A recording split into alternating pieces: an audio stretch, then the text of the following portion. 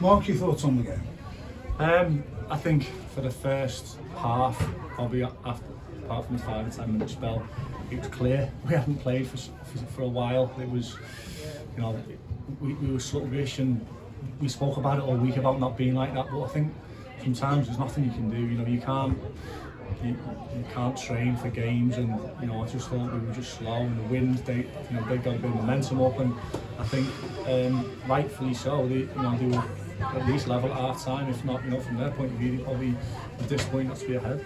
Unfair to them, they belied their lowly position, didn't they? Yeah, but if you look at the past few results, they're having the right goal. They're strong, they're aggressive, they put great balls in the box. The number 9 causes problems all day.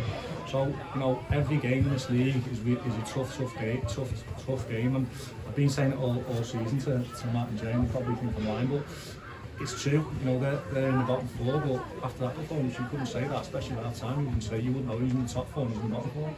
And after they scored the goal that did come their way, I mean, Thompson then had made 2 top saves. I mean, he could have been 2 or 3 down. Yeah. He made really good saves. 1 second half, I remember, and 1 first half. So it wasn't us today, but we found a way, and that's something that the top teams do. And you go much. Premier League football, and sometimes they don't always play the best, and they get results. And I just think the 3 subs made a big difference to us. We've been banging on to the lads that how important they all are. We've got 16, we've got 17 and Sean's back, and they're all important. I know when you don't get on, you sometimes feel a bit not like that. But I thought the 3 subs come on, they give us a lift. And we've got a bit more of a foothold in the game, and that was a great header. Wanted to get the second goal. The Josh Amos, and to be fair to Woods as well, it was a crappy cross too. Yeah, I think Connor struggled a little bit as the game wore on. He become more into the game, and it'll take him a couple of games to settle back into things. He's been playing a different way, and he's just getting used to it again. And the pitch wasn't ideal, a bit bobbly. We all know we've had issues. It's no one's fault. It's just issues with the pitch, and it doesn't help sometimes the way we want to play. But the lads stuck at it, and as I say, it was a great ball and a great header. And then the third goal, the cherry on the Manhattan cocktail, really, wasn't it? That's it. To be fair to the keeper, I mean, normally you would expect him to have got that. You would, yeah, but Isaacs, with his pace, we want him to run him behind and cause people problems, and he does. And like I say, when he come on, you can't argue 2 subs come on and scored, and Whitey gives that calm influence, that left foot, and and I thought they made a difference today. The playoffs very much in sight now. I think it's a long way to go. Me and Neil really do. I think it's a cliche, but I think there's a lot of teams fighting. If you look at our running, we've got to play everybody. So I think each game's difficult. Tuesday going to be really difficult. They're a really good team. They've had a poor season from their standards, but they're a really good team. So we've just got to take each game that comes. Probably cliche. I know. Do the lads in training in the dressing room, do they talk about it? Possibly the end of the season, or is it put out because you've got to be thinking about it? Sure. I think the last 3 weeks have been really frustrating because we obviously had that unbelievable performance here against Bamber Bridge with 10 men for 95 minutes, and then we didn't play the week after. Then we got a lift. We had to give everyone a lift, signing Connor, and then we didn't play again. And all the training you do at this stage of the season, it's not what the lads want to be out there playing. And I think the lads are just relaxed with it. I think they're confident in what they do and what they've been doing all season. It's just for us to give reminders. But I thought first half felt we weren't doing what we've done all season, and that's probably why we weren't on top of the game. And congratulations to you on your contract extension. Thanks. he loves talking about it. Talk about it in the summer. Mark, thanks for talking. Thanks to you. Bees, we've had, obviously you've been up here quite a few times this season where you've had 25 shots and ended up with a draw. Yeah.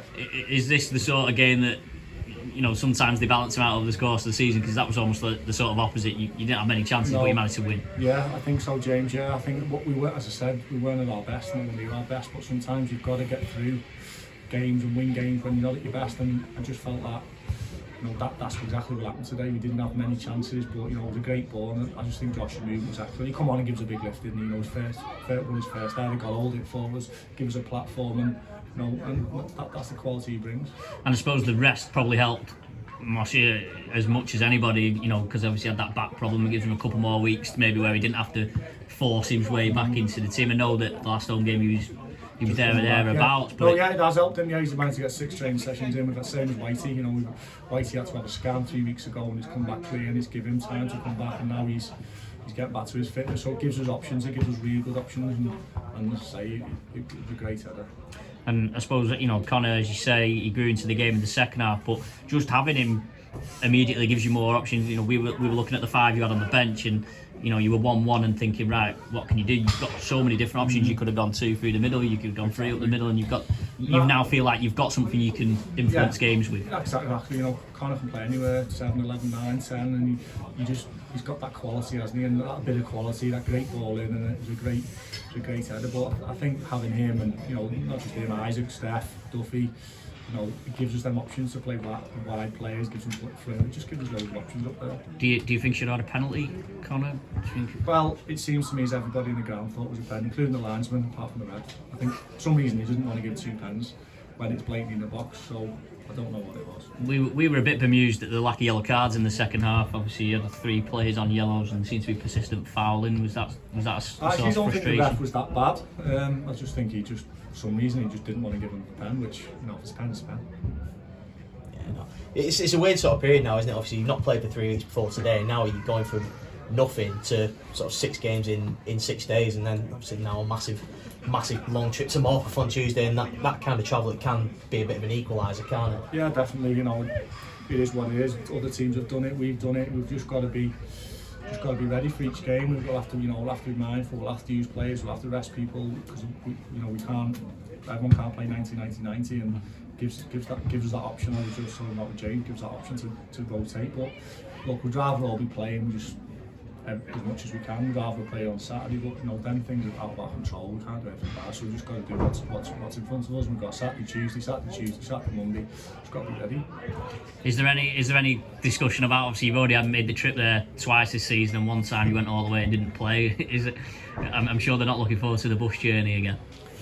I think the lads are resilient this level, James. We talk about it all the time. There's a big furore at the moment on social media about non-league contacts, but you know, not especially our level. The lads have all got full-time jobs, and the commitment to this level is unbelievable. They work, you know, they don't just do 38 weeks, they do 44, 40, 46 weeks, you know, and they give the commitment to clubs, not just us, but all clubs across the league. It's unbelievable, and you know, and people should support that, and you know, I'm sure, and I can see with my own eyes, the Warrington fans understand that and appreciate that, because again, it'll be a big gate today. So the commitment from the lads has been there all season, and it continues to be like that. Yeah, the crowd was 889 today, and we've had a few over 1,000 this season. You know, it'll no doubt be the best supported year the club's ever had. So perhaps testament to the way that you've been playing. I think so, yeah. I think, as I said all season, that you know, it's good to come and watch. You know, if you like football, you come local club, come and watch. You know, the way we're trying to do things. Right, it's not going to be perfect every week, but people can see what we're trying to do, and we're trying to entertain, and we're trying to score goals, and we're trying to pass the ball, and you know,